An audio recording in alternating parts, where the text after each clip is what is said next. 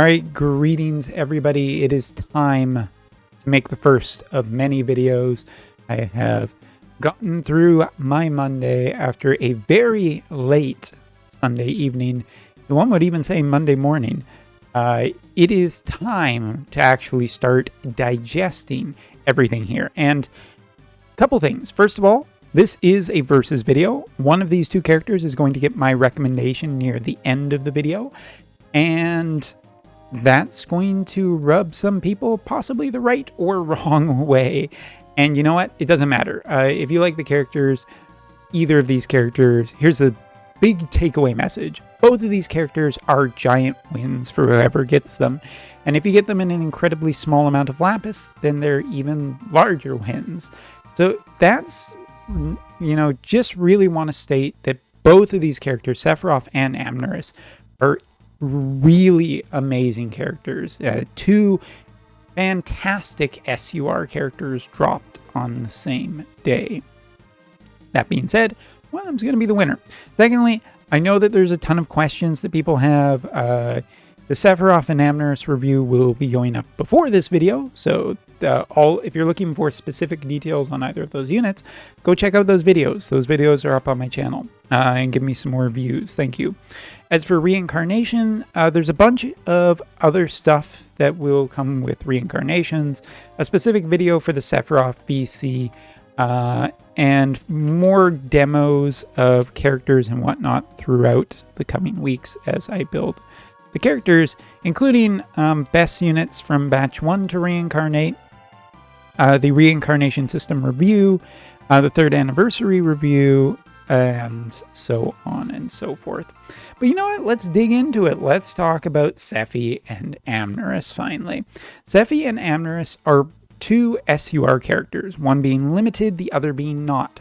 Now, Sephiroth obviously is a collaboration character, and honestly, kind of a monumental thing for the first true 100 cost collaboration character. And I say one true 100 cost because at this point, the FF14 characters they just don't count in terms of anything near what is considered to be really insanely good nowadays. As units just become more advanced, kits become more advanced. Yeah, it's just that. And Sephiroth is definitively an incredibly powerful character that will be a benefit to all the teams. Really a good physical versus physical unit, but in terms of a 100 cost first collaboration character to come to the game, a very, very strong foot forward. But as I've said, there actually is another character, Amneris. Amneris is a non-limited time character, a water elemental, 100 cost mage with a brand new job, and honestly, just a really, really insanely well-built kit.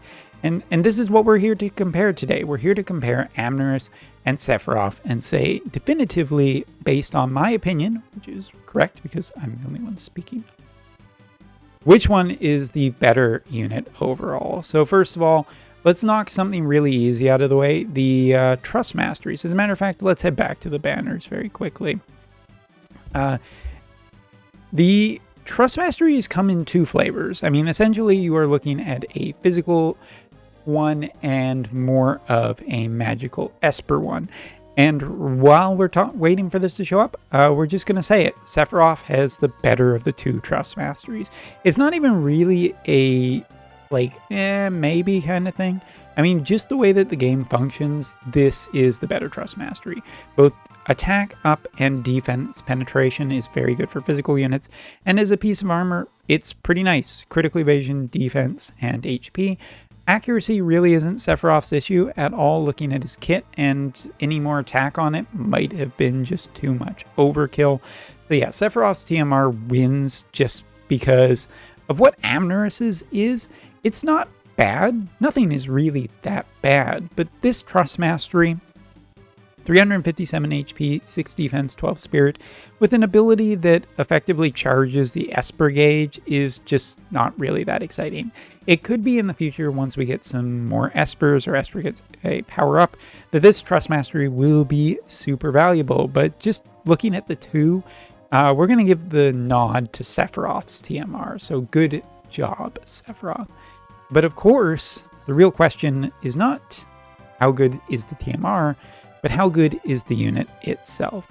And let's just take a quick, brief overview for those who have forgotten about Amneris as well as Sephiroth. So one other thing before we get too far into this, remember that these are 140 characters now, level 140. As far as I can tell, in terms of reincarnation, the stats don't seem that impressive or that much above and beyond for what I would really expect for units. So I assume that these units have been gotten into the reincarnation system to demo them, but are nowhere near maxed, which is a point of interest for future videos that we'll discuss later. But again, taking a look at Amneris, 7,000 HP, 1,755 magic within a water-based party. These stats, and taking a look here, we can also see resistances across the board, looking very into the positive, which is very, very strong. Then, if we switch over to our dark party, which is right here, ignore the stern without a piece of equipment, it's just your imagination. Sephiroth is also very incredibly powerful. Again, into level 140, 7,700 HP, 1,500 attack, 18 defense, 21 spirit, 105 speed. And looking at his resistances, it's kind of the same story as with Amneris, very much in the positives.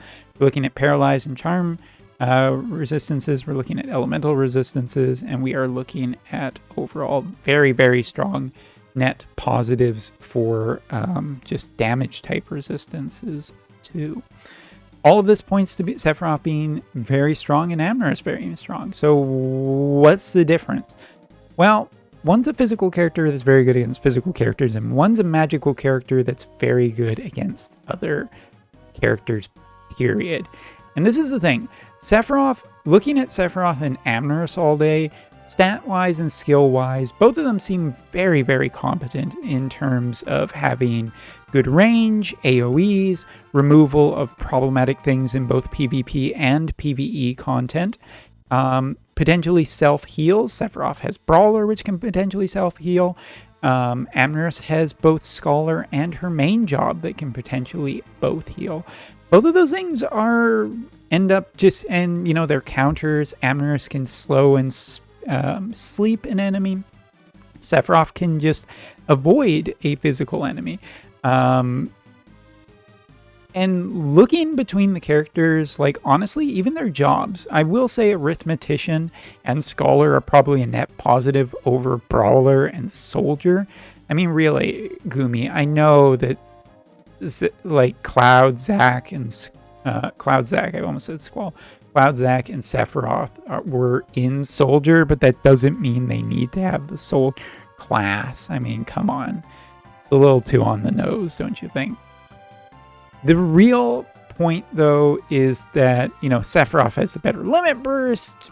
Amneris has the better sub-jobs. Sephiroth has kind of the more impressive attacks in a lot of the cases for dealing with a lot of different enemies, but Amneris also is capable of dealing almost a little bit better support in the fact that she can give, you know, barriers to people, which is not just herself but allies as well, which is kind of a weak point of certain units. If you thought Amneris plus Snow can just be a really strong anti-magical and anti-physical team, or as I've heard, Globalers are quite enjoying Agrius lately. That's just another level of protection to potentially put on there, and mixing up the water and ice elements kind of works pretty well a lot of the time. I mean, there is so many possibilities of teams and everything for these characters to really strive. So who is the one that I actually put above? Well, it's actually Amneris. And again, in no way do I believe that Sephiroth is bad. As a matter of fact, Sephiroth may end up being long-term more valuable. But here's the thing that really puts Amneris over the top, and it's not an attack skill specifically. It's actually her support skill.